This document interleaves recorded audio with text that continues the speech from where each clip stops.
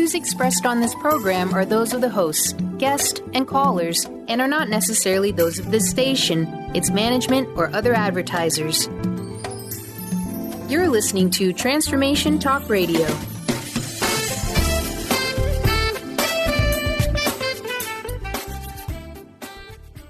Hi, welcome. This is Dr. John DeMartini. This is one of the most amazing and inspiring shows that you can listen into. If you want to be on the edge of your seats, if you want to open up your heart, if you want to expand your mind, and you want to meet incredible people, stay tuned because you're just about to experience a transformative radio show that will change your life. And you're listening to the Dr. Pat Show that's coming up right next. Welcome to the Dr. Pat Show. Talk radio to thrive by. Powerful, inspiring, and coming to you live, bringing you stories of people like you and me, busting through and living life full out. Get ready to dare to wonder what your life would be like if you knew you could not fail.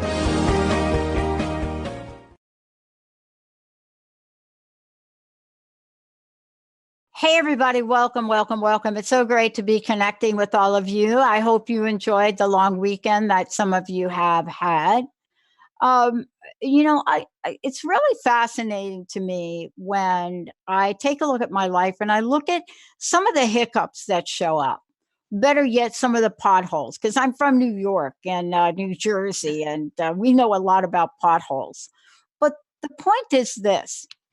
What are we willing to believe without seeing, right?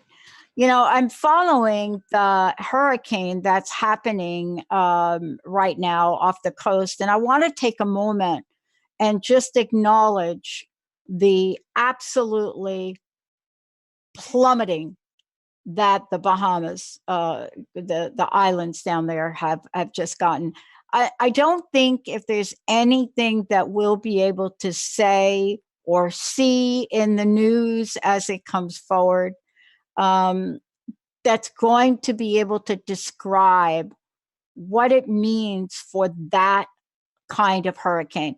And the reason I know that is because my mom lived in Homestead, Florida during Andrew. And basically, the only reason my mom, I think, survived that is because my brother lived down there and his house was entirely made of cinder block or whatever you call that. But this is one of those times where believing has got to be in the forefront. Our hearts also go out to, folks, friends, relatives, maybe people you don't know in Texas. Yeah, and this is one of these times where when you look at the weekend we just had, if you can look at the great barbecues you may have had, or, perhaps the time with families, friends, or perhaps really understanding Labor Day. What the heck, Labor Day? There are some people that don't know what Labor Day is. But today isn't about those things. It's about the next thing that comes after those events. It is about the next step. What is it in our lives that we are willing to step up and believe? What are we willing to heal? Do we have to go through the stages of grief? And by the way, those stages were not meant for the living. I'm just saying that was never the intent of those stages. But what is it about this and where we are in life and our self-limiting beliefs about anything? But what about the self-limiting beliefs that help us carve ourselves or back ourselves into a corner? Now, when you then move that to death and dying, what if we said we don't know what we don't even know? But here's the thing. This is not a topic that I take on because it's not an area of expertise I have. I know what it feels like to come very close to those moments in life where you don't think you're going to make it, or are with someone that is really moving on. But that's why today I'm bringing Angie to the game. Angie Corbett-Kuiper, who's joining me here today, is here for a reason. And the reason is that we are taking this on. And if you know Angie, you know about the show she does with us. You know about, what she means when she says beyond proof. You know about the factors that she talks about in her life and in the world, which will challenge us to go to a place that is redefining death and loss. But what is it about Angie? What has she learned from her own experience? But more importantly, what is she learning from what we see out there? Or more importantly, what is she going to teach us to help us with in understanding a very different, a very positive, and an uplifting approach to this thing we call death? But what if there was that? And what if there was something we could learn from many of the traditions around the world who celebrate? Angie, it's great to have you. Thank you for joining us today. Thank you so much. Hi, everyone. Beautiful entrance. Beautiful. Thank you. Look, we just have come from a long weekend where many, many people celebrated. But it's also a weekend where many of us have kept our eye on a target, so to speak. And what I mean by that is, if we have family, friends, we have hosts in Florida right now, also family, friends in Texas. But it seems like, Angie, every day there's a new story of death that we're hearing about in the headlines. And yet, it's one of those stories and conversations that very few people want to have. Today, you're offering a fresh perspective, aren't you? I am. I'm trying to. I get that pushback, Pat. I'm going to go back and remind you of a show that I first did a year ago. And I called my show Beyond Grief. And I don't know if you remember this. Yeah, I do. And you had said to me during one of the breaks, it's going to be beyond proof. You're going to do something with proof. Here I am, beyond proof. And so you're absolutely right. And the believing, it's easy to believe when we see. It is extremely difficult to believe when you don't see. So I'm hoping to just bring some positivity to this death. I don't believe it's an accident that we're having all of these things happening around us. And the reason I say that, when I was growing up, it was normal that we were born, we had kids, we had our parents, our grandparents, our great-grandparents then died, our grandparents died, our parents died. It is not in that order anymore. And I see so much suffering and so much grief. When I dug, I think it requires a child, like, I'm sorry, you guys, I need to cut my phone off. I apologize. Yeah, I had to do the same thing. Geesh, and it's 11:11, Pat. I know. Here in Albuquerque, another sign. Yeah. So, and so I get a lot of listeners and a lot of people who follow me that want me to go into the grief. I can't do that because when I don't believe that we really die. I was in an audience. I had my audience at one of my lectures a few months ago.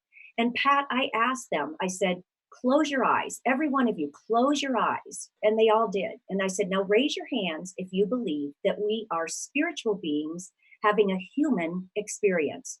Every single person's hand was raised. Mm-hmm. The moment I told them to open their eyes, they went like this. So we know we're spiritual, but we act like this is all there is. Mm-hmm. And so I think death has presented to teach us lessons but not get wrapped into the grief and sadness. Yes, for a moment in time, that's absolutely necessary.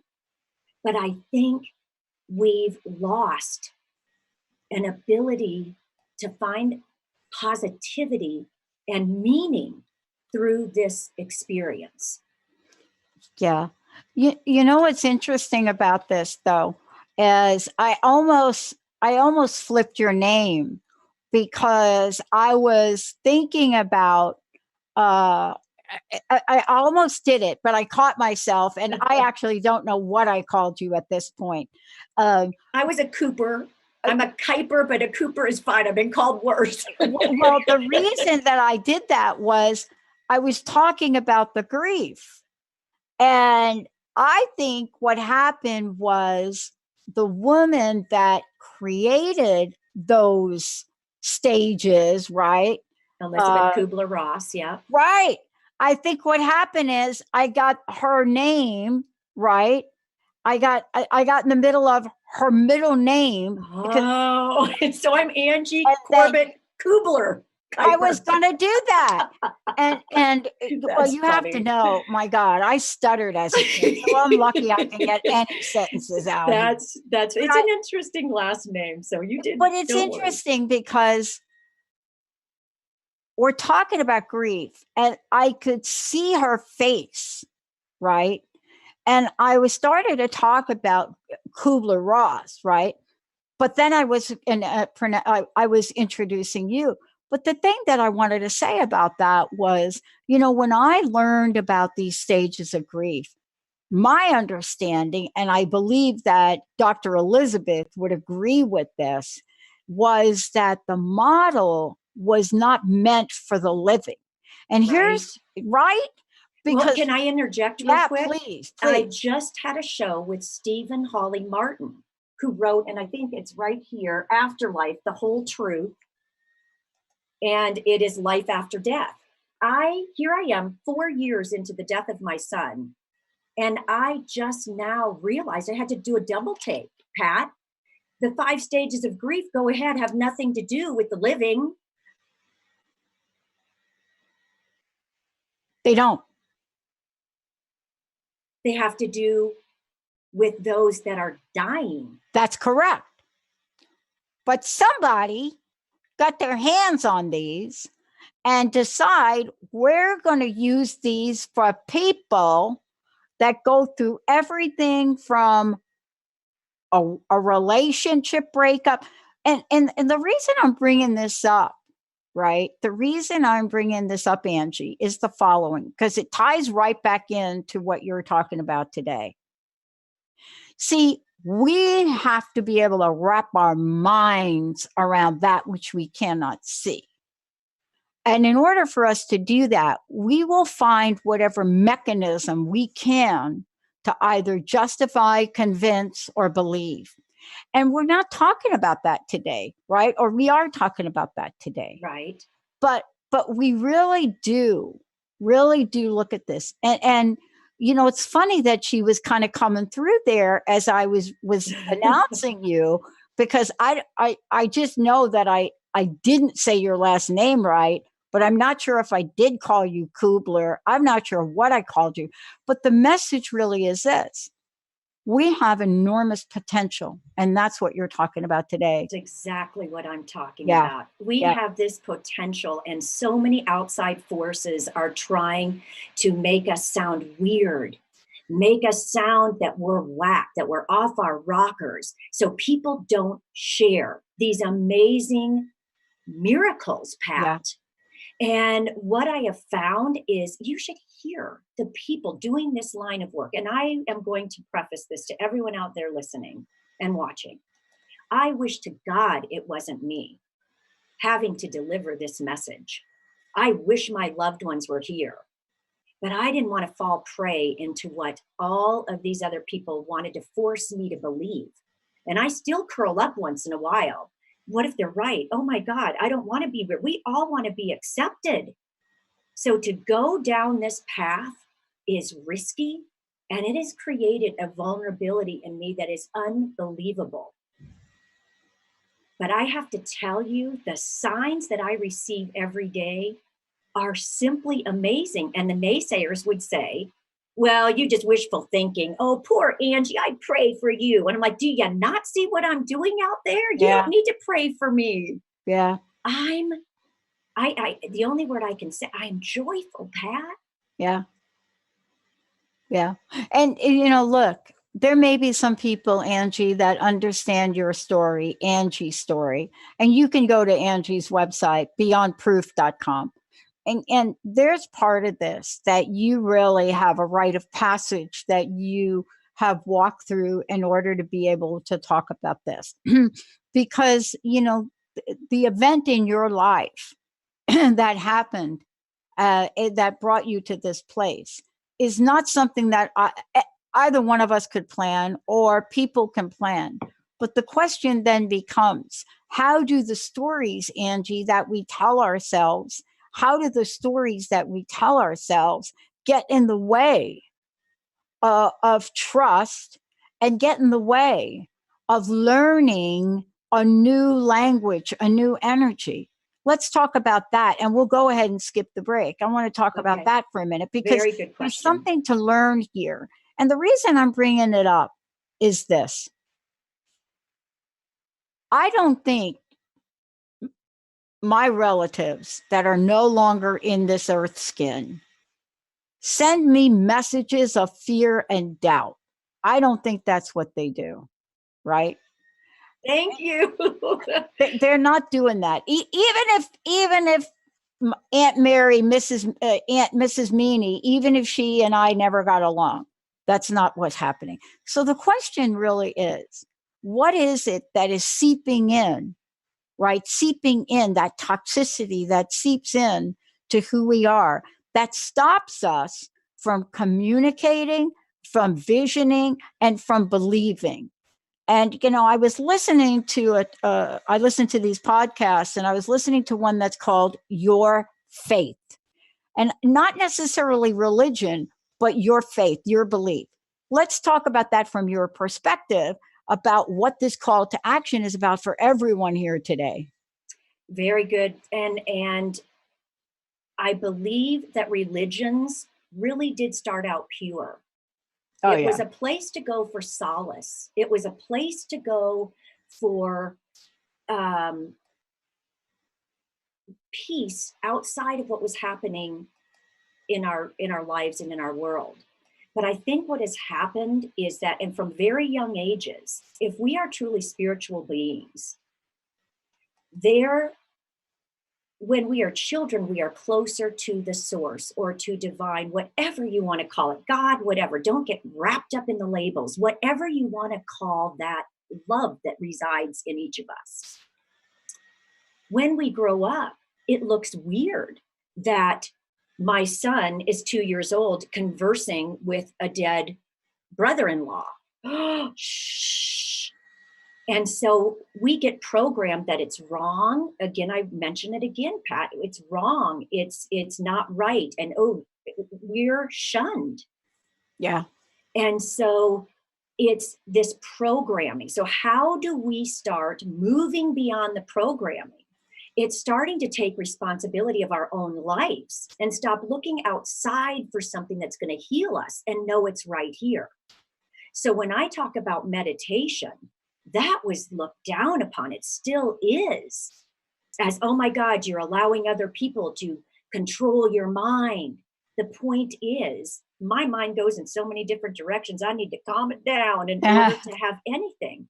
But we miss these amazing opportunities for healing and growth by remaining stuck in those past beliefs that made us look like we are wrong. Yeah. And only in death, Pat, only in death have I found that I do believe people are going to have to find their answers, because religion didn't do it for me.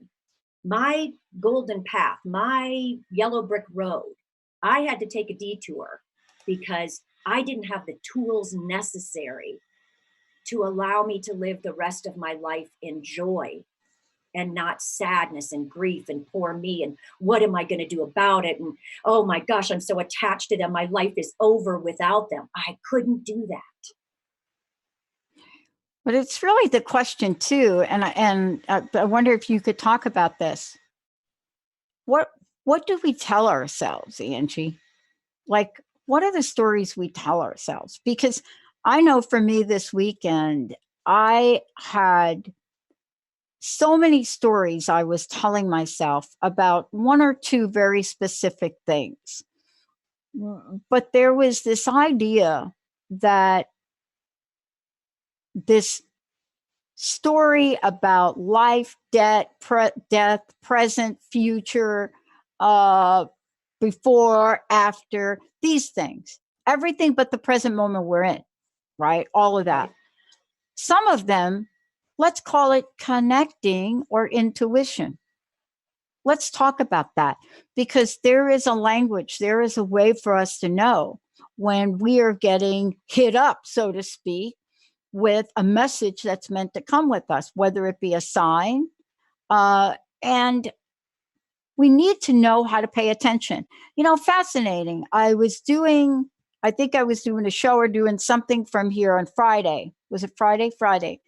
And in my studio here, I have a studio in the other room, and then I have this setting, which I really love. And there is like a 10-foot sliding door. And hummingbird smacks right into the door. And I got a bunch of these things so that, okay, it's a door. And there are like things on it. Boom. Poor little thing fell down. And I thought, oh my God, please get up. And I went about my business. And then it did it again. And so I stopped for a moment to think about that, because that is a sign that if something like that happens and you still don't stop to think about it a minute, we're going to be missing something important. Exactly. Tell us about how that came to you and what it is you help others with to understand the signs, but more important, to get to the place where you can actually hear something other than fear. Yes. Oh something my gosh. Other than fear. Yes. And remember anything other than fear. And that's what's so sad. There is no money in love and seeing signs and being comforted by knowing there's this energy or this spiritual force. There's money when we believe that we're going to hell. There's money in believing that we are wrong. And there's money in keeping people fearful. And so I'm offering to move beyond the fear. And now I'm to a point, Pat, that I'm utilizing the signs that I'm receiving and being able to use that to make decisions that make my life just flow smoothly. And I'll give you an example. Yeah, I was going to ask you. I'll give you a couple, as a matter of fact. And I need you to tell me how much time, because I want to share with you something. No, just go right ahead. Okay. I did a whole show the other day. No break. Okay. But this, I just have to, because you brought up Aunt Mary. It's just, this is a sign. All right. Okay. I'm just going to stop right here and just do it. Are you ready? By the way, I never think about my Aunt Mary. Did you love her? Did you like her? Her nickname was Mrs. Meanie. Oh, now see, but I was a kid. But okay, so you asked me a very pointed question, and I'm going to answer it. And I picked up my little guitar, which I don't even know why. I'll tell you what, I loved my Aunt Mary's family, and I did love that time, but she was a disciplinary. So, okay, this is interesting. So no kid likes a family member that disciplines them. Seriously, raise your hand. Oh yeah, let me have some discipline. Well, and you know what I think happens is that adults come into our lives with their own fears and their own baggage, and they project that upon us. And it's in our lifetime, Pat, I do believe that it's up to us to move beyond those self-limiting beliefs, those falsehoods of not being good enough, that we're not spiritual beings. You need to believe in this or else. You're going to be excommunicated from our church. You're going to be excommunicated from our family. It prevents healing. So maybe Aunt Mary wasn't meant for you, but let me share this. I'm going to share a couple things. All right. So, you know, when you're on like YouTube and you get the little sidebars that's showing you things you might be interested in, whatever reason, I started going down the path of John Lennon. Then I look up Sean Lennon. Then it brings me to Paul McCartney. Yeah. Paul McCartney. Okay. I'm going to play I want to play this for you if it's okay. Go for it. I'm a little nervous. Okay. Listen to this though. This is All a right. sign, not maybe more for you, but for me that I need to do this. And it's going right back to what you were asking. Give us an idea. So Let It Be was written in 1970. Most people believe that that song was about the Virgin Mary, Mother of God. Paul McCartney, in recent years, shared with us that he was going through such a hard time, that he was, he calls it having too much fun. And he went to bed that night, and it was his mother, Mary, at the end of his bed. It's going to be okay. Let it be. So then I start thinking, and this is, you know, going about my day, not wishful thinking. I'm like, my very best and dearest friend was Mary, my ex-mother-in-law who died back in 2010. And then another dear friend who has been a confidant and a spiritual person in my life for 30 years, almost 20 years, was Mary. And then you mentioned, so I'm going to do it. Are you ready? Yeah. Don't know why I even use my guitar, but it just helps me maybe feel comfort. I like it. When I find myself in times of trouble, Mother Mary comes to me, speaking words of wisdom, let it be. And in my hour of darkness, she is standing right in front of me, speaking words of wisdom, let it be, let it be, let it be, let it be, let it be. Whisper words of wisdom, let it be. And when the night is cloudy, there is still a light that shines on me. Shine until tomorrow, let it be. I wake up to the sound of music. Mother Mary comes to me, speaking words of wisdom, let it be. Let it be, let it be, let it be, let it be. There will be an answer, let it be. And when the broken-hearted people living in the world agree, there will be an answer, let it be. But though they may be parted, there is still a chance that they will see.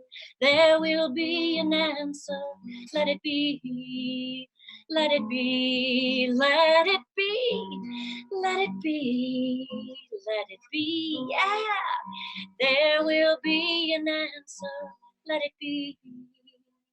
Let it be, let it be, let it be, let it be. Whisper words of wisdom, let it be. Angie, let's take a short break, everybody. Take that in. Take that in. Thank you. Is there something that we want to just let down, let go of? Let's take a moment and do that. Take a short break, everyone. We'll be right back.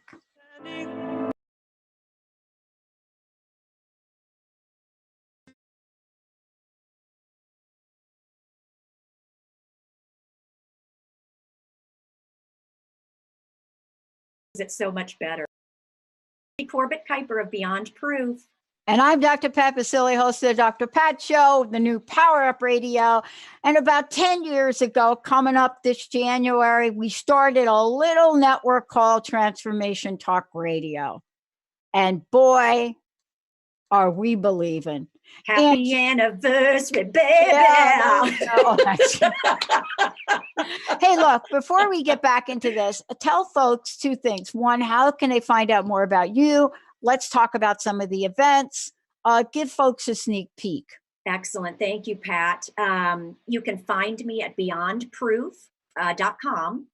And I've had several people find me with my one blog. I go at my pace. In death, you just realize nothing is that important, but I follow you and your one blog. So I've got that. I do have an upcoming event, which is my Beyond Proof retreat for women who have lost loved ones. It's a way to share how I have used tools to know beyond a shadow of a doubt that this isn't all there is, and it's allowed me to learn who I am again in the face of such tragedy or death. And I also have an app, Pat, that's Beyond Proof app, which gives daily uplifting quotes with a beautiful picture that I picked from Unsplash. And it ranges from theologians, from doctors to scientists to my own. Just giving a different insight, a more positive, restoring that optimism that we lose when we die. And then my radio show, of course, which is on the Transformation Talk Radio, that's Beyond Proof with Angie, where I bring guests from Eben Alexander to Dr. Raymond Moody, to Stephen Hawley Martin, and several others sharing their gifts and their geniuses and their stories. Yeah. And so, and I love this because we started this show with the energy of Elizabeth Kubler popping in. Yeah. While I was trying to say Angie Corbett-Kuiper, it was like Cooper. And that started it off. Then a visitation from my Aunt Mary, which I never think about my Aunt Mary, which then led to what you shared. Yeah. But isn't that beautiful to know that? Let's talk about that visitation from his mom, right? Yeah, it was the proof. It's in our dreams where that's the first. I get so many people, well, Angie, you get these great signs. How come I don't get any? Because just ask. It's simple. Ask. Look, we get them whether we want them or not. Right. I was talking to you about sitting here the other day, and I have this gigantic, beautiful sliding glass door. And while I've had visitations from Robin, I had this hummingbird that not only tried once to come through this sliding glass door, and believe me, I have a bunch of things hanging from here because I had a robin that tried to get in, almost killed itself trying to get in. Which is kind of funny that you were mentioning robin, and it was a robin that tried to get in. Those are the connections I started. But this was a hummingbird, a little teeny, I have a lot of hummingbirds, but this one, boom, right into the door. And I'm like, what the heck was that? And I looked down and there it was. And I'm like, please get up, please get up, please get up. And it did. Right. And I sat back down, boom, I tried to get in again.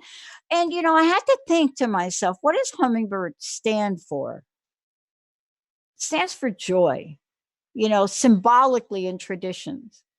And really, it's that question mark. When we get a sign, what are the signs trying to tell us? What do they do? And Pat, awesome. Let's talk about this. I love that. What a great segue. Because I feel in nature, that has been the number one.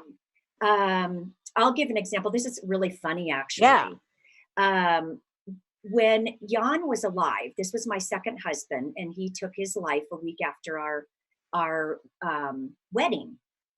And it was for 5 years. He would come in Sunday mornings. He would come in, or we would be in bed. We'd have the most beautiful lovemaking session. He would get up. He would make coffee. He'd come in. We'd both have our steaming cups of coffee. He was reading Reuters and Washington Post and New York Times, and I was reading whatever. And I lost my, okay, anyway. So that's what we did. That was our Sunday morning. So this Sunday morning that just happened a couple months ago, I go to the kitchen table, I'm holding my cup of coffee, and I'm just thinking it's Sunday, not wishful thinking. You weren't waiting for the hummingbird to bang into your window. You're not waiting. And so I look up, Pat, and most people don't realize that Jan had cataracts, that he couldn't see very well. He had surgery at 25. He could hear birds. He couldn't see them. So he could hear their calls. So birds were very significant in our relationship. And he would cock his head and he'd listen. So that was a memory that I had of him. Well, sitting at the table this Sunday morning, I look up out my kitchen window and there's a dove. And I'm like, wow, honey. And it's whether it's them, whether it's not, it's a sign to just take pause. And I look up and I'm like, gosh, I haven't fed any of the birds. I don't have the feeder out there. And I'm like, honey, I'm so sorry I haven't taken care of the birds. The next thing I know, and I got to put this out there, Pat, on a video. The next thing I know, that another dove comes flying on top of them and they're like making love on my tree. And I started busting a gut. That was funny. But it proved, it's like I remember that our Sundays together and I treasured them. And it's not to be sad. It's remember the happy times. So that was one. Another one came from one of my followers. And this just happened recently as I'm putting my retreat together. And Pat, I didn't know whether to tell her this or not. Her daughter had died, Kenzie, 2 weeks prior to her contacting me, which I'm like, oh my God, that's amazing. And she said, I just found looking, she goes, my daughter wanted to move to New Mexico. So when I saw your website and you're from New Mexico, so she was willing to follow the sign. Now they're coming all the time. So I emailed her and I said, I'm getting ready for this retreat. And I said, I am so sorry because I don't know you and I don't know your daughter, but was she scatterbrained? Was she? And I had papers flying out of my printer. Oh my gosh. Typing words were not making any sense. And I just stopped what I was doing to connect with this mother. And I said, I just have to ask you. This woman said, you made my day, Angie. She goes, we kidded about Mackenzie being scatterbrained and out to lunch every single day.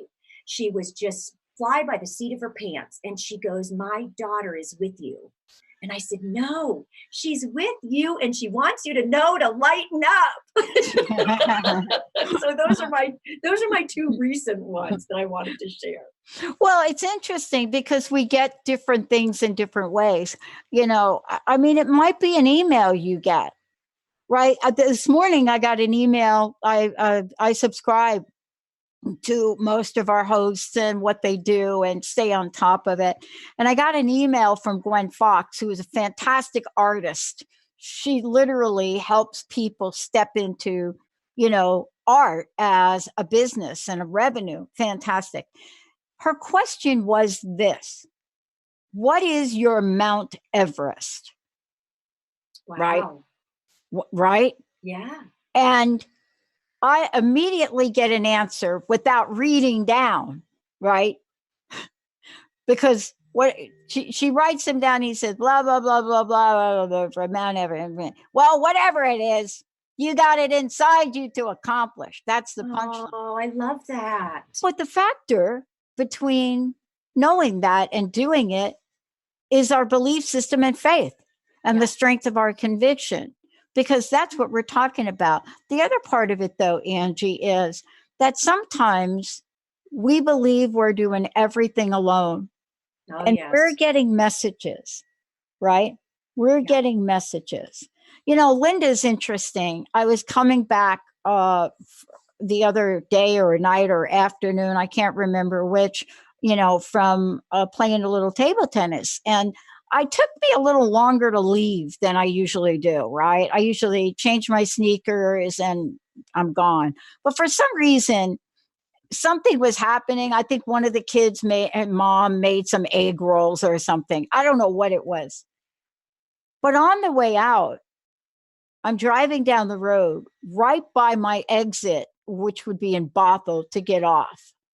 And there was like an 8-car accident. Oh, wow. And of course, Linda, right? I was telling her about the accident because she says, now, aren't you glad you stayed longer? See, wow. Right. Yeah, there's so many like that, but we don't. Right. So going back to what you were saying, we had talked a little bit about our upbringing. Yep. Both Pat and myself That's were right. born and raised in the Catholic religion. That's right. And the way I was raised was that God couldn't even love me. I would never make it to the proverbial, I wouldn't even make it to the gates to be judged whether I was going to heaven or hell. Yeah. And so it was such an ingrained in that religion for 30 years. And if you look back at the Catholic religion and prior to Constantine taking over and his mother, Helen, what we're talking about, Pat, was part of their faith. They believed in the communion of saints. They believed in life after death and spirituality. You can go back and read it. Why did it get pulled? Because there's no money and control in the masses when we find that we can connect with our loved ones and anyone if and when we choose. But this is the thing. So here we are, and I want to get back to what you started to talk about at the beginning, and that's our belief system. And our belief system will take us either on a pathway to have this connection you're referring to or not. It could take us on a pathway to joyfully connecting, even with those that are no longer in the earth skin or not. It could take us on a pathway of joy or loneliness, right? Yeah. And I think we have to get back to this because it was so important in what you're talking about here today. Just like the answer to the Mount Everest question, because I was very clear about what my Mount Everest was today. And after I read the punchline, you knew you were given validation. Yeah. We got to get back to understanding the answers are within us. And what I mean by within us, meaning that even if we are to get guidance from our guides, the ability to do that has to start with us. The buck has to stop here. Right. So I'm interested in asking you what tools we can share for people to do that. First, intention. Before I learned from dreaming, that is the one time where our left analytical brains, Pat, can remove us from those self-limiting beliefs. And it's in that sleep. And how do we do that? We ask for an intention, or we put an intention out there. So I put intentions out there. Problem solving, one perfect example. And then it's allowing. So before I went to bed, like I was doing a whole bunch of things on to become your soulmate. And, because I realized that you have to darn well love yourself, because for me to do this, I really cannot care what other people think about me. I know that my work is good and that it is helping those that want it, that need it, that are open to it. But what ends up happening is that I wasn't going down the right path. Those things started being difficult. I was running into walls. I was frustrated. I was anxious. And I found when I would follow what spirit would tell me in a dream, in a sign, then my life seemed to flow in such an easy, I don't want to use easy, but in a more joyful manner. Yeah. Let's just say when you're in joy, it's hard not to feel the ease of life. Right. And so what is happening with people, I believe, in society, is that we're being told one thing, but we know in our hearts and souls what's truthful for us. Yet we're so afraid of not being liked. We're so afraid that people are going to divorce us or not like us anymore. And as social creatures, it is such a mandatory part of our being that we are included.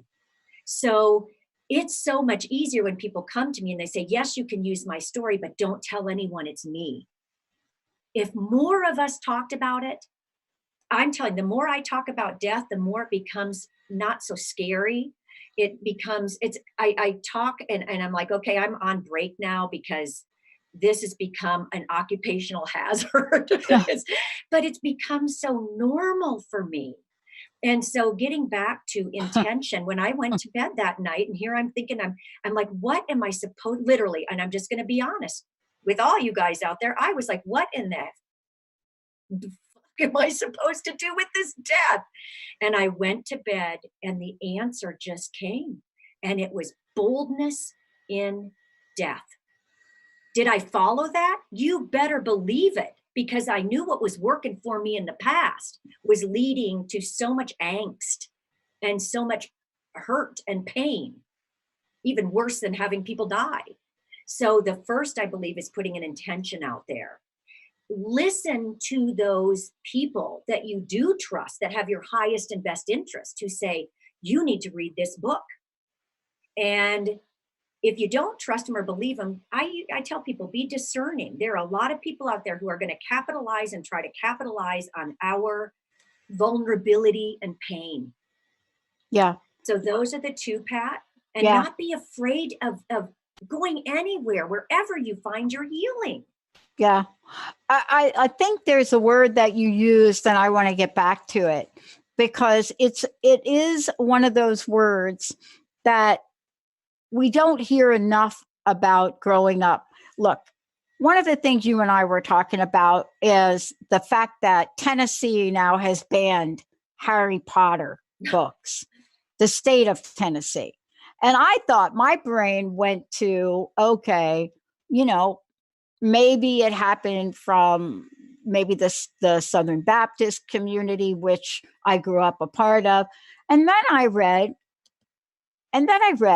it was the Catholic Church in Tennessee.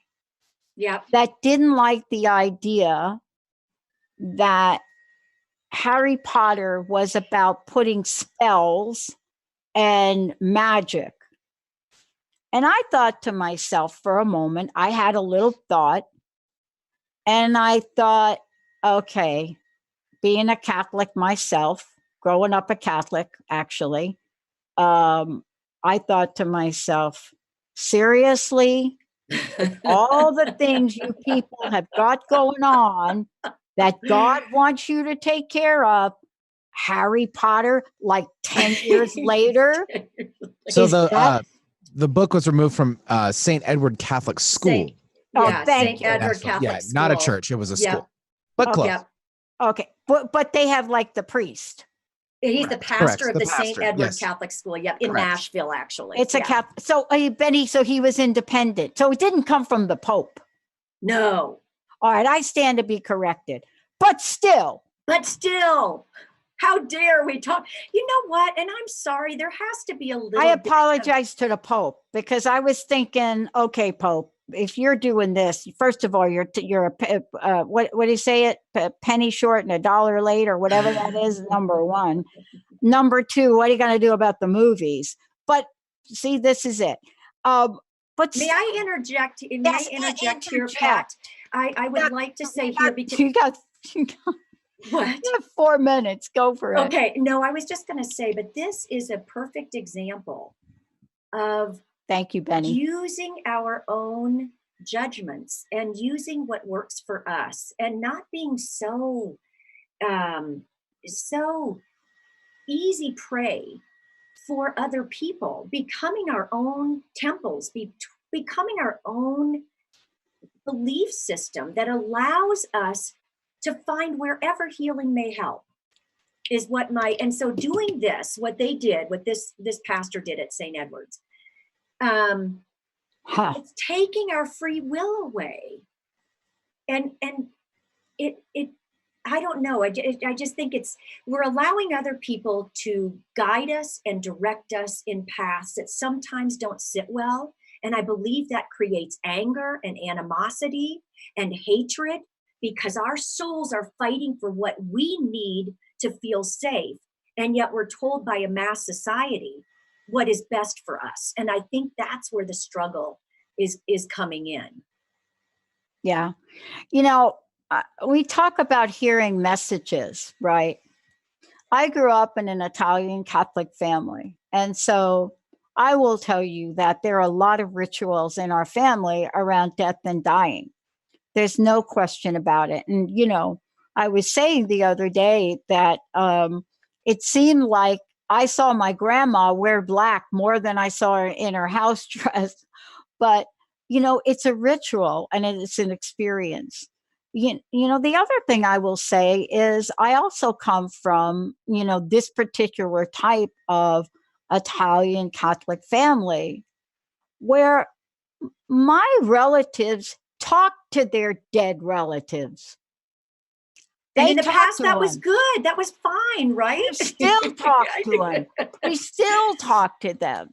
They want us to talk to them. And you know what? If you're afraid of what other people are going to look like people and they're going to say about you, then do it in the privacy of your own home. Yeah. And I think what you're doing is helping people not add one more thing to their guilt and shame. Right. You know what? Guilt is an intention.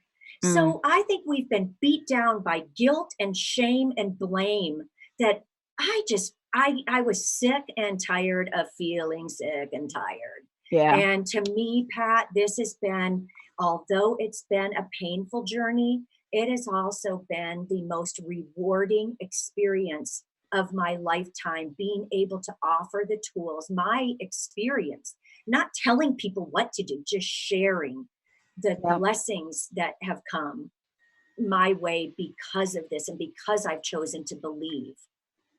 Yeah. Angie, I want to thank you so much for today. Would you tell people about when they can tune into your show, and let's give them your website again, if you don't mind. And then I just have one question. Yeah. I'd love for you to leave us with your personal message. Yeah. Oh, perfect. You can find me at angiecorbett-kuiper.com or easily beyondproof.com. You can email me at angie@beyondproof.com if you have questions, concerns, any kind of fun stories. I'd love to share them. And the message that I would like to leave with you all is that our loved ones are never gone. They're still right here. They're just hidden from view. We just need to find a creative way to connect with them again. And it's so amazing and so rewarding. And it's what Paul McCartney said about his dream. So, so, so magical. Wow. Mwah. Thank you, Angie. Thank you, Pat. Look, and thank you for that beautiful song. Thank you for sharing that today with all of us. I was scared. I wasn't planning on doing that when you said Aunt Mary. Oh, I gotta do it, baby. Yeah, she had to do it. But, I want to leave everybody with this. You got to believe in yourself. And once you can do that, you will let everything else be. And fasten your seatbelt for what you'll learn. Thank you, everybody. Stay tuned. We'll be right back. Bye.